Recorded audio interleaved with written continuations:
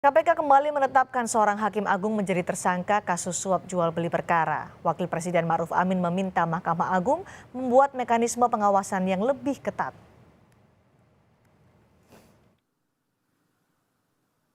Komisi Pemberantasan Korupsi KPK terus mendalami kasus dugaan suap yang melibatkan seorang hakim agung dalam pengurusan perkara di Mahkamah Agung. Wakil Presiden Ma'ruf Amin mendukung langkah dari KPK dan meminta Mahkamah Agung membuat mekanisme khusus untuk mencegah potensi penyelewengan oleh para hakim agung. Nah, oleh karena itu untuk mencegah mungkin perlu ada mekanisme di dalam Mahkamah Agung sendiri yang sifatnya itu merupakan bagian dari reformasi birokrasi di lingkungan untuk supaya tidak terjadi lagi, sehingga tidak ada lagi yang bisa di istilahnya itu ditangkap oleh KPK. Mungkin itu yang penting.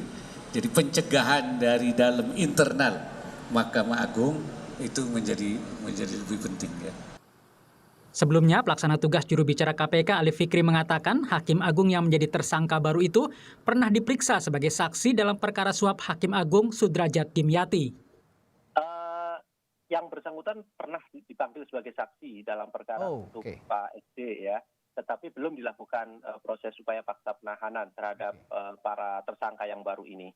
Nanti pengumumannya sebagai kebijakan KPK itu kan pada saat upaya paksa dimaksud ya, penahanan ataupun penangkapan, kemudian juga penyidikan dinyatakan cukup, kemudian kami sampaikan kepada publik masyarakat dan penyidikan tentu terus berjalan karena ini kan untuk perkara suap pada hakim itu ketentuan di dalam undang-undang ini dibutuhkan atau waktu yang dibutuhkan itu bisa sampai mencapai 4 bulan sehingga memang prosesnya panjang begitu ya. Pengajar Tata Hukum Negara Sekolah Tinggi Hukum Jentera Bivitri Susanti menyebut mafia jual beli perkara di MA sudah lama terjadi yang melibatkan Hakim Agung hingga staf di MA. Menurut Bivitri, pengawasan yang belum maksimal membuat kasus jual beli perkara masih terus terjadi. Nah, sebenarnya dari gambaran kasus ini saja sudah terlihat bahwa ini mafia. Jadi kalau pertanyaannya ada apa dengan Mahkamah Agung, saya kira sudah lama di Mahkamah Agung ini bercokol orang-orang yang tidak hanya hakim, tapi juga staf dan juga orang-orang yang berusaha menyuap dan sekarang ini jadi terbongkar semua gitu. Jadi ini yang sekarang tengah terjadi dan saya kira bagus sekali kalau didalami lebih lanjut. Sebelumnya kasus dugaan suap di Mahkamah Agung terungkap dari OTT KPK pada 21 September lalu di Semarang dan Jakarta.